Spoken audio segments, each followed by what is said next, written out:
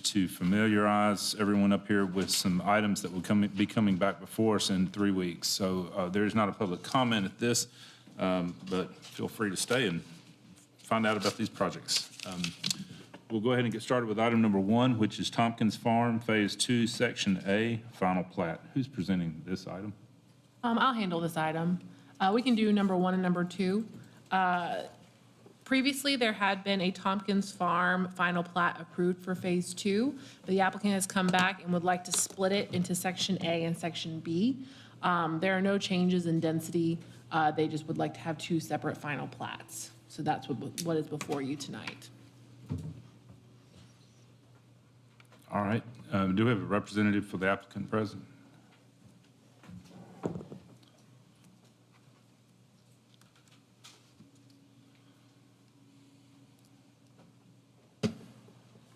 Yes, sir. Zach Baker with Greenlit Design. We agreed to all staff comments, but I'll be happy to answer any questions you might have. The only question I've got is what's the rationale for splitting it into A and a B, just out of curiosity? Okay. Usually it's tied to sureties. Usually that's why. Okay, but no, there's no real issue with that? No, absolutely not. This happens regularly. All right, seems simple enough. All right, and there are no changes other than the phase line, right? I believe so. Okay. Any questions? Well, seeing none, then we'll sit back in 3 weeks. Thank you. Item number 3 is Nexus Tennessee Phase 1 South, Section 3A, a final plat.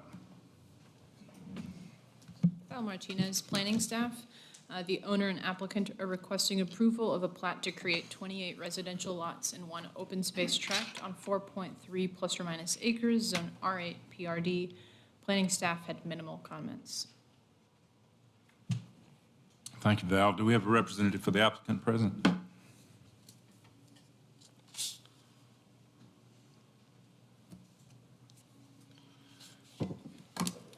Good evening, Brad Snyder, CSDG.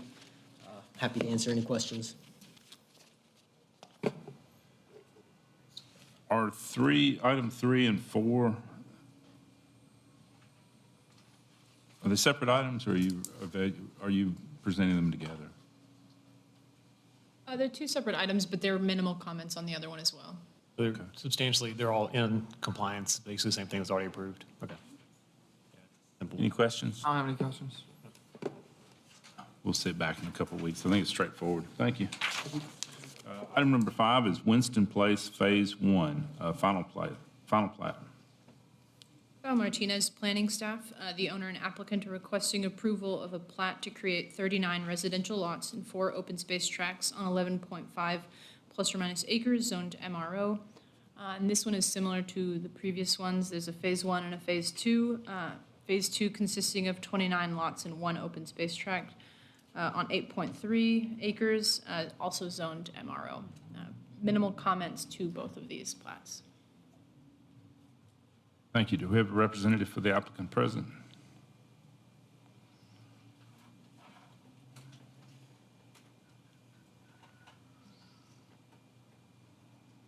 My name is Reed. I'm with Land Solutions.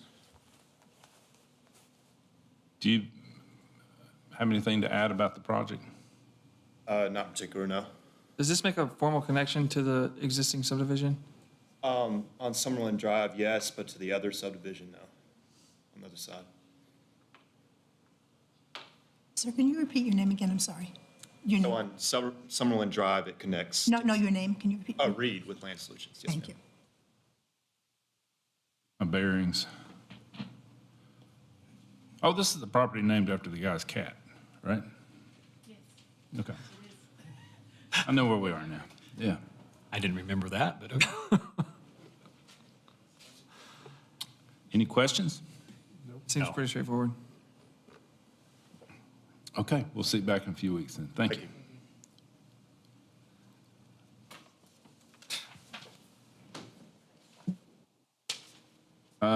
And that was, you were presenting 5 and 6 together, is that correct? Yes. Okay. All right, item number 7 is 1711 Woods Ferry Road Pole Barn, a site plan. Emily Lang, planning staff. This is a site plan for a 30 by 30 pole barn located at 1711 Woods Ferry Road. Property is zoned agricultural district. The material of the barn is metal, which doesn't match the primary structure. However, the location of the barn will meet all setbacks. And there are also comparable structures to this in the surrounding neighborhood. I believe the applicant is here. Thank you, Val. Yeah, if we have a representative for the applicant or the applicant themselves, please step forward.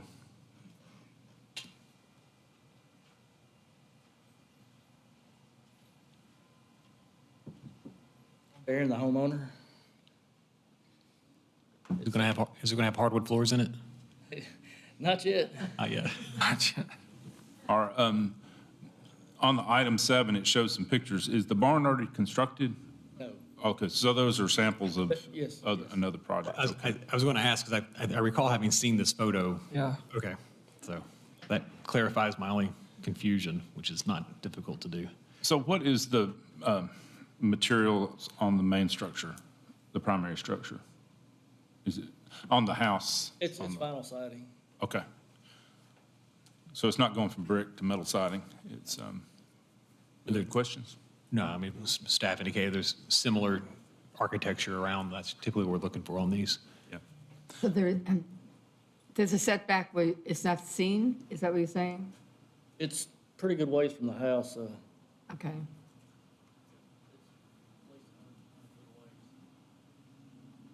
Any other questions? Sir? I think it's pretty straightforward and be pretty easy. So we'll see you back in a few weeks. Thank you. 8, number 8 is Project Bowtie, site plan. Yes, this is a site plan for a large industrial complex. This is located north of Coles Ferry Road along Airport Road. This is adjacent to Haganese and the old Sun Service gas station at the corner there. They are proposing 4 main buildings at this point with future expansion for both parking and building. We will need more information for this application. They gave good conceptual information, but there is still some information missing for a site plan to go in front of Planning Commission, a landscaping plan, a drainage plan, utility plan, photometric plan. But they did provide us the basic concept to give us some ideas and the architecture. And we also wanted some clarity on what phases were included with this submittal, how they want to break up the phasing, if they want to come in for future submittals, just some clarity on that. This would include alternatives for the architecture, which is pretty common for these type of industrial buildings. But the property is already zoned industrial. It is actually split zone between industrial restrictive and industrial general. So there is no rezoning required for this. This is just a site plan. And then the material breakdown. So we will need some more information, buffer yards to the south since we're adjacent to the Langley house down there. Landscaping throughout the site since we're adding a number of parking lots. Some stormwater clarity. I believe there's a stream going through this property. Lighting, things like that. But we're not right up against neighborhoods, a little bit to Coles Ferry to the south, but we'd want to adequately buffer that. The zoning is already there. This was the intent of this area. So I don't anticipate a lot of issues with this, but they will need to provide us a little bit more information before they can come in front of Planning Commission formally. Thank you. Okay. This, Oh, Mayor. Is that not the site that was certified by TVA or whatever? Made it a certified site for? Yes, ma'am, it is. So they're going to have a lot of that information, I would think, just from that process. is this like one corporation, one, we don't know, or? I do not know all the details about that. We just worry about use. Let me ask for a representative for the applicant to come forward. I'm Matt Anderson with Al-Nair. Do you have anything to add? Sure. So if you're looking at our site, I guess to give you a little history on this, we had this property under control, I think over about a year now. We had a tenant that was interested in the property and then that fell through. We then decided to come forward with having a speculative project. So in December, we had a pre-app looking at several site plans that we think would be sufficient for this site. And then about 2 or 3 days before that January submittal, we had a tenant get interested, and so we deferred our submittal until February. And this is what we were able to achieve with our client's architect who was working on the west side of the site in conjunction with our personal architects that are working on the east side of the site. So the west side will be used by a tenant that we have interested, and then the east side are going to be 2 speculative builds. Okay. Spec builds? Yes. 2 specs. I can't quite tell from the site plan because there's a bold dotted dash line over it, but are there sidewalks shown along the length of Airport Road? No, there is not currently. Not? There is not currently. Will it be on, they're not currently, are sidewalks, I don't see sidewalks on your site plan. Will you include sidewalks along the length of Airport Road? We were not intending it unless it's required. Industrial zoning, so we usually don't have sidewalks. Oh, didn't realize that. Might make sense to ask for them though, since it does have the park adjacent to it and you're connecting to that area. And you have, potentially you have apartments, you have workforce near it. There are sidewalks on the west side of Airport Road down to the intersection of Coles Ferry. And then there's sidewalks with the new townhome development on the northwest corner of Coles Ferry and Airport Road. So the people in the apartments have access to and from the convenience store through a crosswalk at that intersection with the traffic signal. And the city is working on a longer-term project to finish the sidewalks basically from where the townhomes are located on the northwest corner of Coles Ferry and Airport all the way over to Water Avenue. So that'll tie all that area and get it over to the school in particular with the sidewalk system. There is no sidewalk shown on this plan. There is for the corner lot because it is commercial where the convenience store is, but there is not a sidewalk shown where the detention pond is proposed on the north side of Coles Ferry Road. And that might be a good place to at least request an easement so one could be built, assuming the city then develops the property to the south as a park. Wilson? That land at the bottom of the page, is that industrial land or is that residential land? It's, right now, it's kind of split zoned. The It's that city owns park. that property. Yeah, the city bought that The property. Langley Hall property, so the city owns it in the very far easterly There be a portion. buffer in there? Industrial. Is there a buffer there? They will need to add a buffer. They will need to add one. That was a comment at the beginning. That was a comment that you stated at the beginning. We need a detailed landscaping plan. There's no sidewalk on the north side of Airport Road in front of the existing industrial developments. I don't believe so. In this project, we are planning on going through the, if I say this correctly, the engineering and construction plan process. So we'd like to get the site plan approval through your committee and then move forward with the actual technical review if we can. Will you be providing the documents I requested at resubmittal? That's what we're trying to collect right now. Okay. So one thing, if this is not able to move forward because of the lack of documents, we are going to request a deferral. And also wanted to note, as of about 2 hours ago, I was told that Building 2 wants to move to the south side of the property. So probably just another reason that it's good for us to go ahead and defer. Yeah. Yeah, if you foresee changes that significant, you might as well hold off. So you can just email us if that is the case, that you would like to defer. Otherwise, resubmittal is Monday. Just one last comment. Will this be phased or constructed all at the same time? So we would like everything to be approved for the site plan. You know, if there's any major changes, we come back in as amendment. Phase 1 is going to be buildings 1 and 2 for our tenants. Buildings 3 and 4 will be phase 2. Our hope is that they will actually be constructed at the same time, but there is a chance that might be a couple months delay. And then the future expansions of both of those buildings would be a phase 3.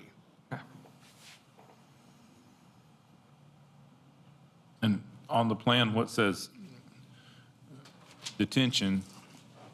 I mean, is that synonymous with bioretention? So the detention area shown there is a placeholder for detention and water quality. Okay. Any other questions? No. Sir? All right, well then, I guess we'll sit back in April probably. Okay, very good. Sounds good. Appreciate your time. Thank you. Item number 9 is Chandler Marketplace Hotel, final master development plan. At Thank you, Jim? Mr. Chair. Jim Carpenter, staff planner. The owner and applicant requests approval of a final master development plan for a 107-room hotel on 2.23 acres, zone PGC, Plan General Commercial, located north of Harris Lane and east of Greenlee Boulevard. The architecture consists of mostly EIFS and hardy with some brick elements on the ground floor, would not meet the 70% brick stone requirement. It is similar to other hotels that we've seen in the past few months. And the proposed building height is 58 feet 11 inches at the top of the parapet there, but most of this building is at 52, roughly 52 feet, which would, the proposed height of this building would also require an exception as well. Thank you, Jim. Do we have a representative for the applicant present?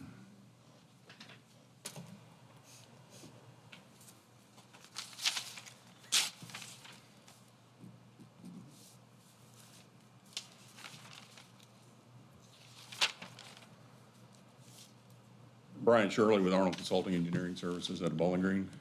I don't think we really have much to add, but we're here to ask if you have any questions or need more clarification. Okay.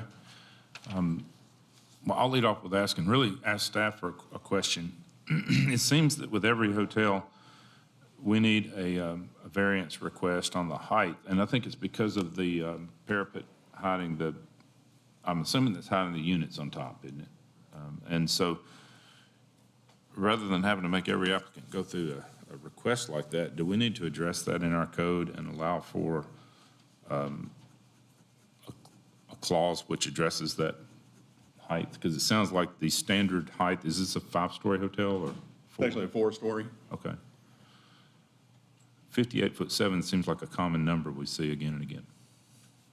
We certainly can check the heights of all the hotels that we've had recently reviewed and that were approved and report back to you what those exceptions have been and whether it's 3 or 4-story hotel.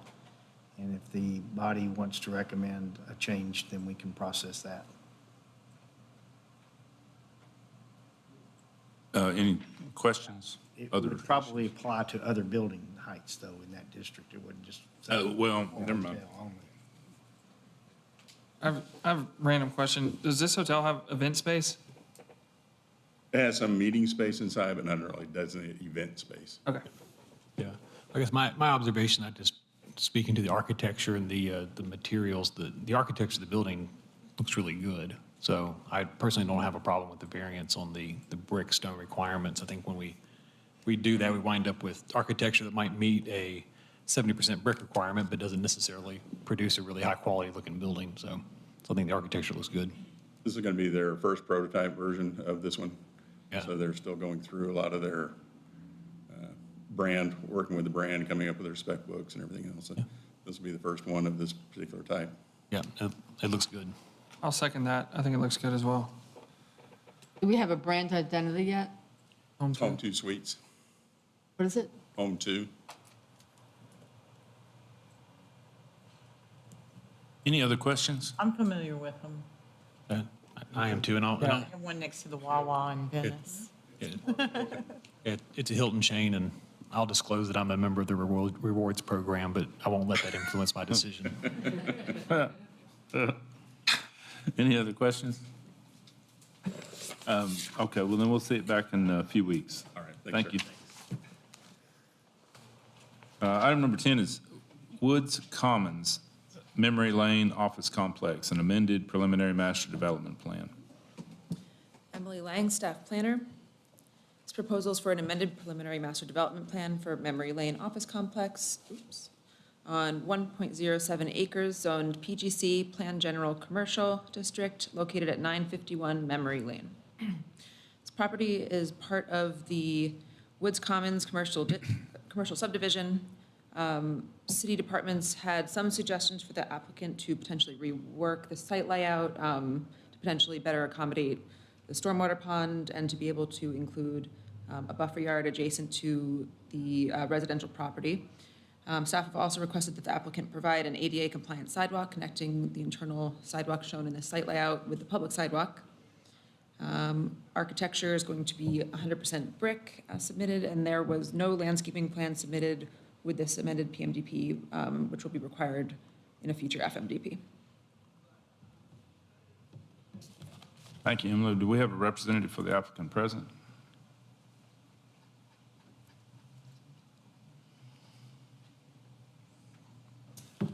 Kyle Schneider, Clover Engineering.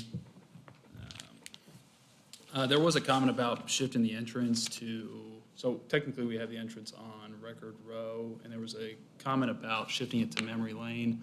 Well, we're working on the kind of a mirrored project there on that adjacent lot to the southwest. And during our pre-application meetings, it was requested if those should have two connections points to kind of mirror them across Memory Lane. But the site plan doesn't really lead to it. We can't really have that entrance there and get the parking that we need for both. So that's why we shifted this entrance to Record Row. And the other property does have a entrance coming out to Memory Lane, but that's kind of the biggest thing we had to change. It didn't line up cleanly, and that was it. Questions? I'm assuming you couldn't get your parking count to work. Right. Parking count with like a fire truck. Yeah.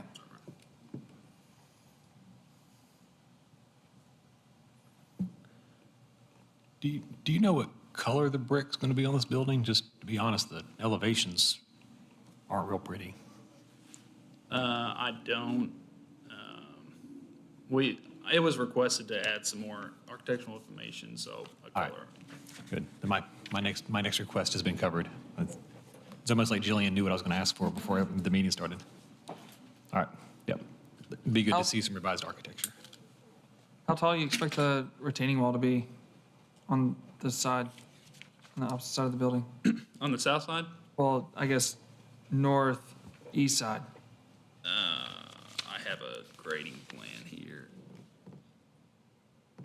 On the north side, it's 3 to 4 feet, and on the back side, it's same thing, 3 to 4 feet. It's really, the one on the south side is just access to the back of the units, and then the one on the north side was just a little bit more stormwater area. Okay. Thank you. Any other questions? Seeing none, then we'll sit back in a few weeks. Thank you. Thank you. Item number 11 is Goodview Commons, amended preliminary master development plan and revised final master development plan. Emily? Lang Planning Staff. The owner and applicant request approval of an amended preliminary master development plan and a revised final master development plan for Goodview Commons on 15.96 acres, Zone PGC, Planned General Commercial District, located at 125 Goodview Way. The proposal is adjacent to the Goodview Commons amended PMDP revised FMDP plan for lots 1 and 2 that's currently making its way through City Council right now. Staff had minor comments, mainly to create pedestrian access through the site from the public sidewalk that connects to the buildings. All the buildings will be 100% brick or stone, and the changes with this amendment from the previous one just include an increase in parking spaces and some changes to site access. Okay. Do we have a representative for the applicant present?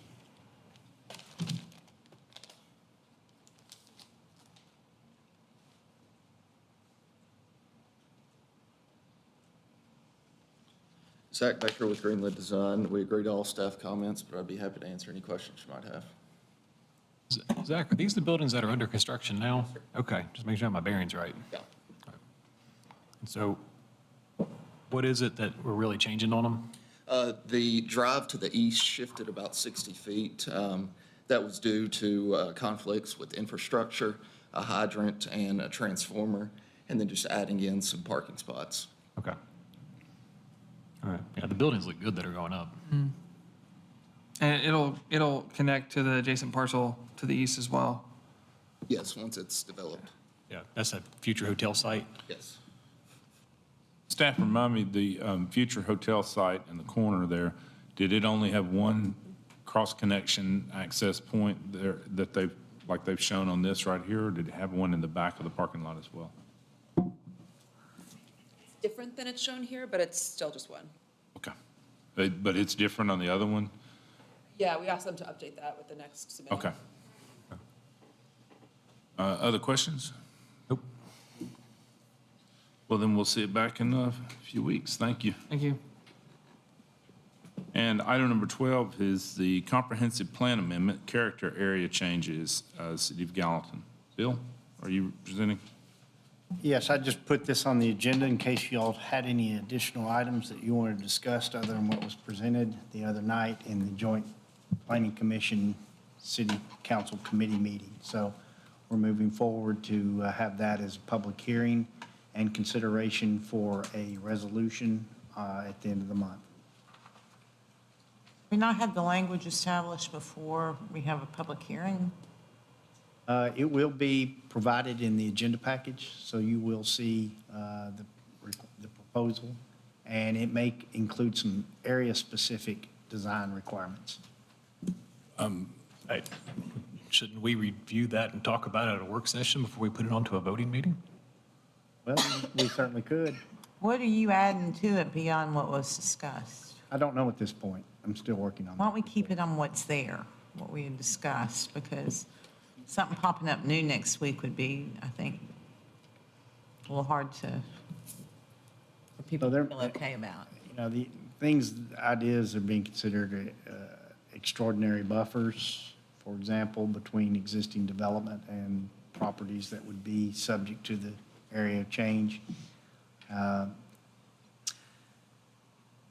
As far as the waterfront development, I don't want to get into details there. I just want to make it kind of general, and we can address those, obviously, when a zoning would come around. So I don't want to get into specific designs related to the waterfront properties.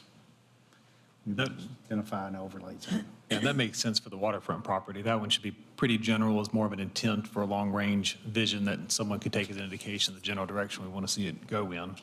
The South Water is pretty self-explanatory, but I mean, I think the guidance council gave for the Planning Commission was to come back and revisit what we would want to see in order to change the character area of the area around Lock 4.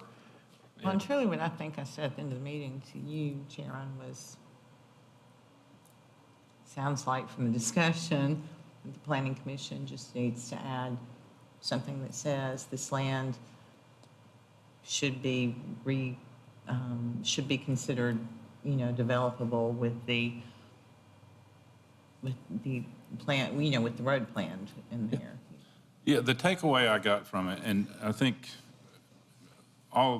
everyone here was there, except CJ, you were not able to make that one, were you? Yes, sir. Okay, so the takeaway when I asked the question of council, was council's instruction when they sent it back to us, to asking us to change that character area or asking us to identify what catalyst or trigger point in the future would warrant such a change, and to clearly identify that so that people who are considering developing that area know what's expected of them before they can obtain a higher density than what we have shown on the map, and that is a rural classification of 1 to 2 units per acre. So if I understood that correctly, I think they're wanting a clear notation on the map, and I would propose that Matt's volunteered to work together, or anybody who wants to get together can write and draft that so that we have something that we can review and approve as a group to send back to council that it clearly identifies that point in the future. Is that what I heard? I mean, that's what I heard. I think way back when, I actually tossed some verbiage out there, I don't remember what it was, but I think it's pretty simple. I think you just say, this road is, plans for this road, or this road is essential to increase any density. When that happens, then it makes sense that this land should be developed at a higher density or something like that. Yeah, I think that was what I took away from it, is essentially is that a comprehensive plan that shows how this road is going to get built and with some assurances that it actually is going to get constructed and completed is the catalyst before this could be considered to change. Which in my point, and I say this for you, CJ, is that I didn't like the fact that we were tying this change to future infrastructure where the character areas for the whole rest of the city all had future infrastructure considerations, but we're putting out their future land use plans. And so that's where I felt so conflicted about how this was happening. But it didn't seem like anybody else was willing to say much, so. The idea, I don't think you can word it this way, but the idea, the concept is that if that area south of Nichols Lane, north of Peach Valley develops at anything higher than rural classification, which is 1 to 2 units per acre, then construction traffic should come south off of Nichols Lane, or not Nichols Lane, but Clear Lake Meadows. That's the concept, at least as I see it. Do y'all want to weigh in on that? That would require construction traffic to travel through properties that may not be subject to a master plan until later. So you're obligating someone to obtain an easement for construction access through certain properties that may not be developed for maybe several years. No, I'm meaning that if somebody wants to get a density higher than 2 units per acre, they need to figure out how to structure a deal so that they can give us a surety of the road being built all the way through. Well, keep in mind, when every time there is a zoning change or a master plan or even a plat that's brought in, we ensure that the roadway matches up with what's adopted in the long-range plan. So when someone comes in to bring in develop any of the properties that are subject to concern, whether it's in this area or anywhere else in town, I'll give you a good example. A good example is the Kensington Downs project. When they came in and did their master plan, we assured that their master plan included their segment of the collector roadway that will eventually extend further to the west and is part of the master plan. The same thing would apply in any properties that are developed in this area or anywhere else in town. So that is already shown on the master plan, our comp plan and transportation element. That gets applied as each property comes in when they're ready to develop. So we apply that segment of roadway within their development plan as shown on the master comprehensive plan, transportation element. And that's what will occur just as it has at least every time I've been here. And that conversation occurs at the pre-app. It's like day one of those individuals meeting with staff. Conversation related to the major thoroughfare plan and transportation portion. And so my mayor brought up a point that nowhere else in the comp plan is anything tied to infrastructure or a character area tied to infrastructure. And we have a portion of a comp plan that is supposed to be broad and honeycombed, quote unquote, that is no longer honeycombed. And what we're doing is we're tying an entire character area to a road being built, and the entirety of the road being built it will never fall on one single deal.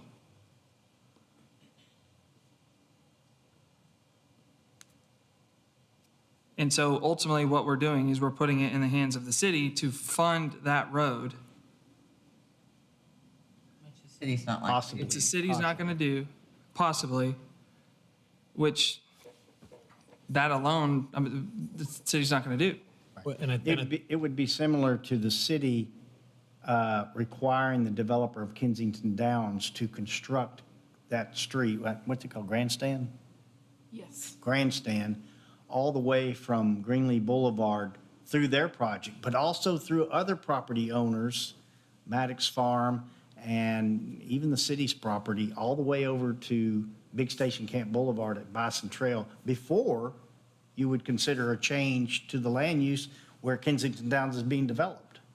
And if that's the case, then that's probably never going to happen anymore ever in the whole community, other than what's there now. So lots no one of is going, no bank is going to invest money or loan money to someone to build a multi-million-dollar roadway without a guarantee that they're going to be able to get a return on their investment. That's just wrong. The other issue is we have a comp plan that is designated a certain character area based on roadway infrastructure being built in an area that already has the utility infrastructure and, I would argue, somewhat half the roadway infrastructure because of the access from Peach Valley to 109, which is a major TDOT thoroughfare. Yeah, and I don't know if we discussed that at the last meeting, but that's always been kind of the argument for the areas. It's so close to the water and wastewater infrastructure and 109, so. I mean, we talk about this being a simple clerical fix with additional input needed on what would occur if this character area changes, but the additional language that would be put into the comp plan, I would argue, is impossible. Without the city fully funding the road. But it's not possible that there's a developer out there with big enough dreams to go acquire all that property and put all 600 acres together? I find it inconsistent, and that's where I have the issue with it. I don't really, I mean, besides what I just said about the proximity to infrastructure, it makes sense for it to be somewhere that does fit for higher density, but I don't like that we're assigning other areas with character areas that have essentially zero infrastructure and not putting the same kind of caveat there. To me, I feel like it almost contradicts the whole idea of what the land use plan is supposed to be. You know, we installed, my company installed an irrigation system for a large housing development one time, and it was in three phases, 1, 2, and 3 in sequential order, and the backflow and point of connection was on phase 1. And then the developer changed his mind, and he jumped over there and did phase 3 before we ever got back to phase 2. And it was a good year and a half before we got back to the middle phase, in between the two. All the plants died in phase 3 because no water could get to phase 3. And that's my point here. My kids find my analogies infuriating, so sorry. But the point is how do we safeguard the city against this southern leg of the road getting built, and then maybe it's 20 years before the road gets connected? How can we have some assurance that it will get completed? We require TIAs at each master development plan stage, a final master development plan. So we have abilities to limit either the size of the development or require off-site improvements to address any deficiencies that may be addressed or identified in that TIS. So. And those deficiencies would be constructed by the developer and not the city. Yes, and what that will do ultimately, when the rest of the network fills in, that you may, as a result of building these turn lanes or whatever it is, with the existing network based on the earlier TIS, is that you may overbuild the capacity necessary to serve once all of the roadways are constructed.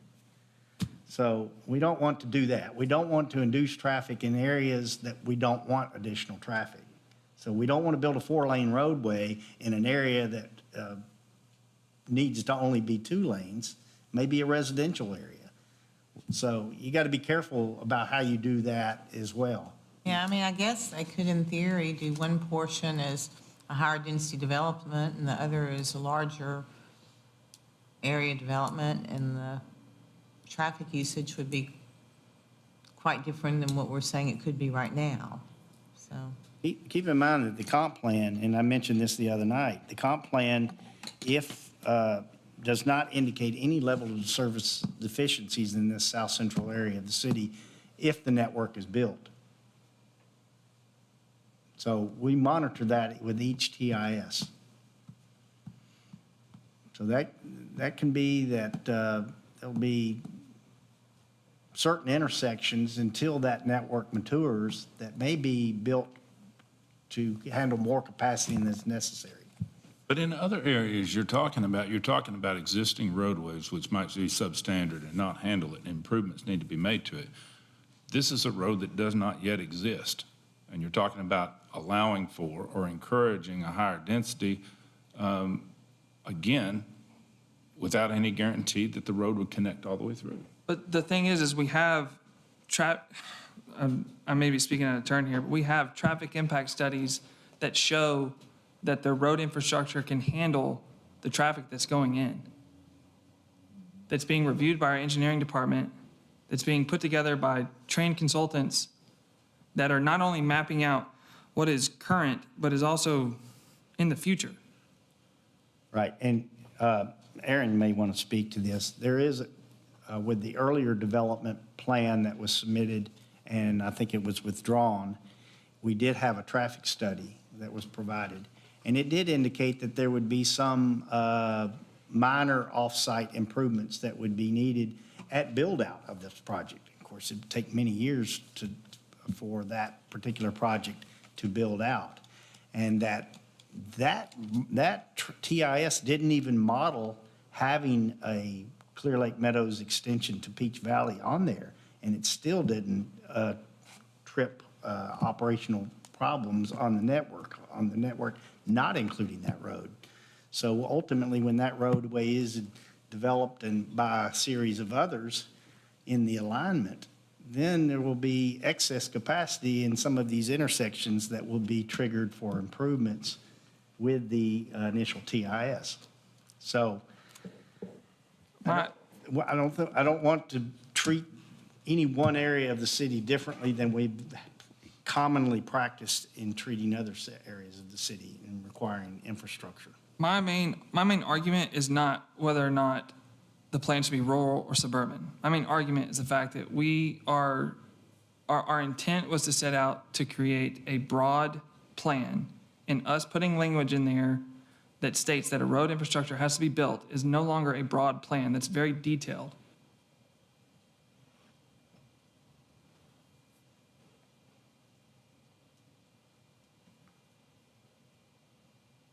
So are we basing our character map plan on what our current road infrastructure network looks like today, or what we think it will look like and hope it will look like 10 years from now? It's supposed to be 10 to 50, 20 years from now, what we think it will look like. And the other thing, and if you want to base it off of the previous comp plan, our previous comp plan showed suburban for 20 years in this entire area. It showed higher than. It actually showed higher than that. It showed basically Kennesaw Farms. Yes, it did. 8 units per acre. I guess if some developer did come in and want to buy all of that land and said they would build the road, but you have rural sitting there, what developer is going to do that at only 2 units per acre? I guess that would be my concern of, you can't afford that infrastructure. Then the road never gets built. Well, no, and to the point, yeah, I think that's the clarification is if the indication was, if someone were to go about it that way, then we would be willing to change the character area, But I guess that's a lot of risk for them too. I think that's part of this discussion, and I know there's always risk. I would argue it's not only risk for the developer, it's risk for the city. Because if you have a major thoroughfare plan that is approved, that the city and the developer has to follow, then it could land in the hands of the city to develop the road, which if we don't rely on the developer to build the road, then it's the funds coming out of the city who, quite frankly, doubtfully can afford to build the road. I just view it like we view every other development. The developer's required to put in the infrastructure. If they're not willing to put in the infrastructure, they don't get to put in the development. That's how we would do every master plan is that and they would have to build their component of You're talking road. about the part that, that we're talking about the part that doesn't connect to where you want it to ultimately connect.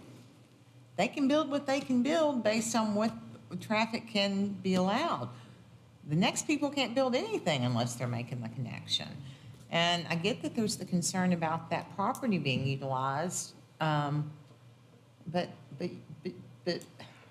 I hesitate to say we should be shutting down any potential for particularly a property owner when, that can happen any single place in this city. That can happen anywhere that there is existing property for development. You used St. Blaise an analogy the other night. including downtown, I think right about- here. Yeah. Because this roadway over here is apparently carrying more traffic than its carrying capacity at level service D. We just can't determine which direction it's going to develop because they're all private properties with different owners. I just feel like you're going to lock yourself in. It's not going to get built anytime soon. Well, and the truth is, we have a city that's growing and growing at a pretty decent pace. And I don't know of any other spot that has the utility infrastructure available. I mean, if we're truly looking at this from the standpoint of the city, there is not another spot in the city that's able to be developed in the way that for the past 20 years it was supposed to be. Because of the infrastructure that was put in place to be able to develop it.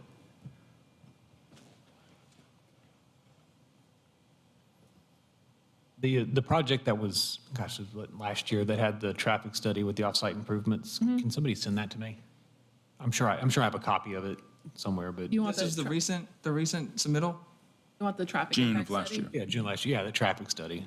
Just, Yeah. I remember looking at it then, but I'd like to take another look at it.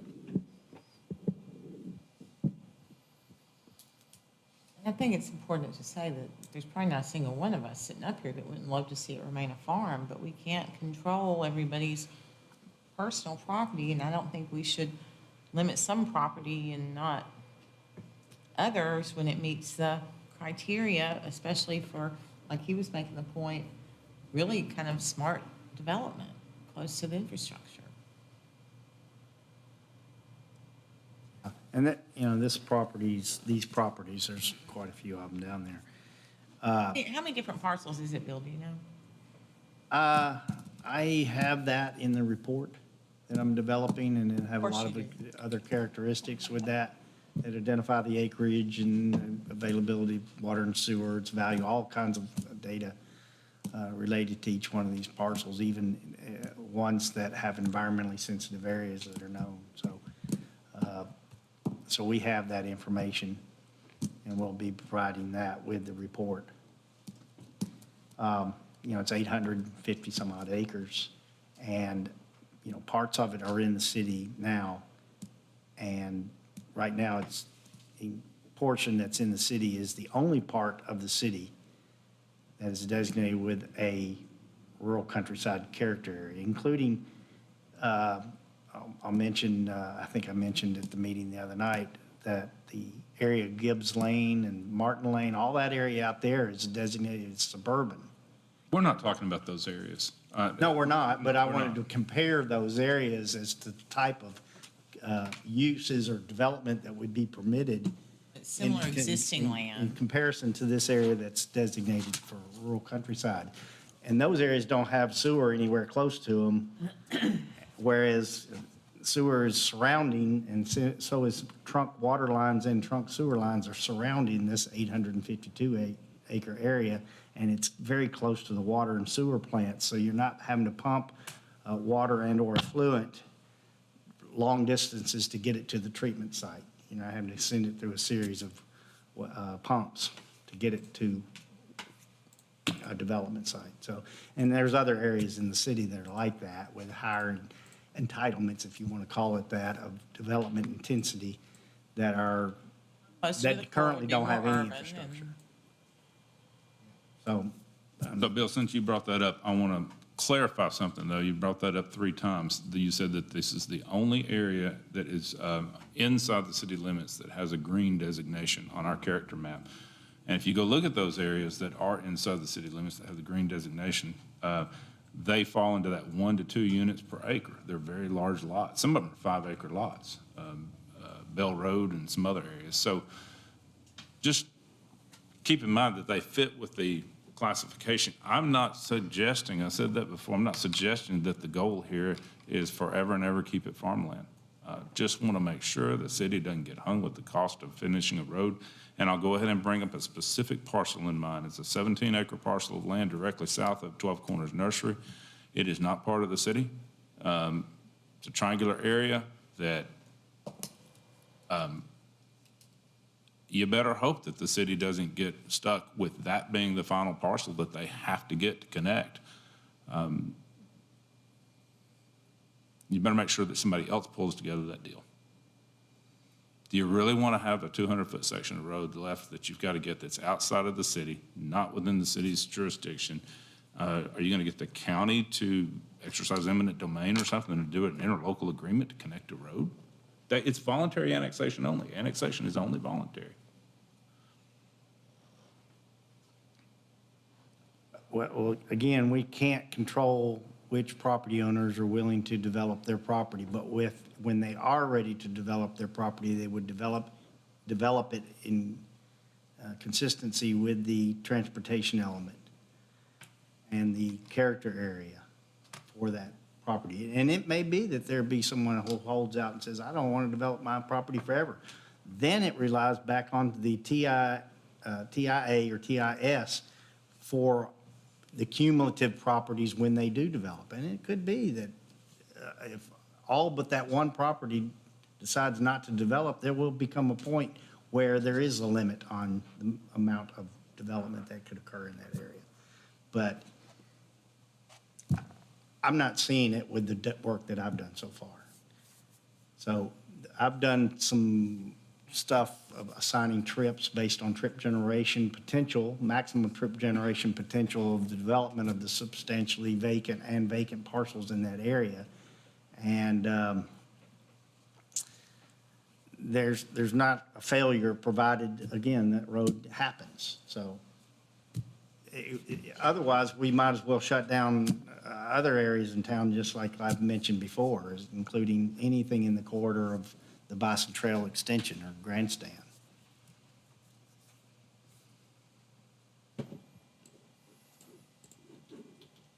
So we're putting the cart before the horse in this situation. This is very unusual. I've never really been in a situation like this where someone's tying land use to assuring or making sure that a roadway is going to be there in advance. It's always, the roadway is built as each phase of a project is developed.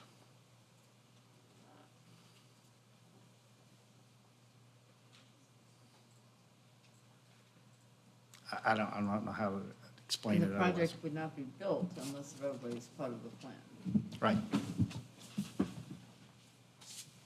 Their portion of the roadway.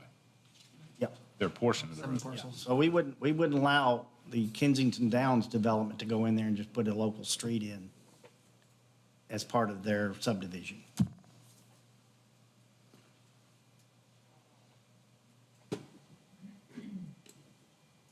Developers coming in with pieces of property and they see that, and we advise these folks as well, they see that there's a roadway to be extended that's shown on our transportation element, they incorporate that into their development plan.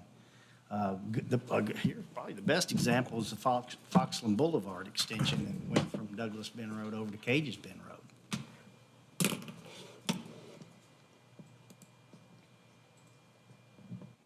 There were different property owners and they were on different schedules. There was nothing necessarily, if we went to the old route, to prevent that from ever happening. So as they came in with each of their proposals, they tacked on their section of the road.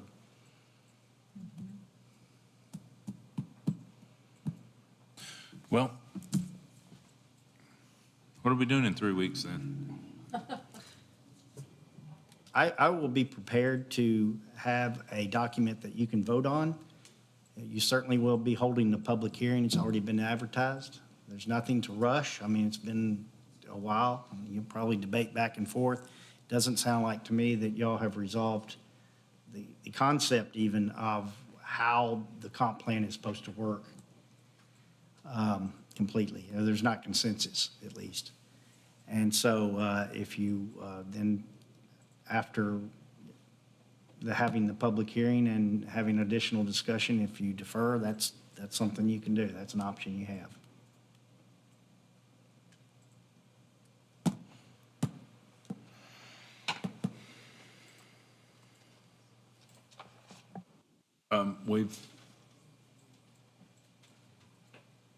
heard from the mayor, CJ, Matt. I've spoken ad nauseum. Councilwoman George, Mr. Wilson, do y'all have any comments you want to add on this?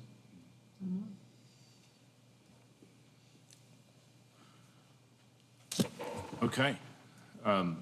If there are no other, is there any other discussion on that? We will look forward to talking about it in 3 weeks. Any other business or announcements? Anybody go to TAPA?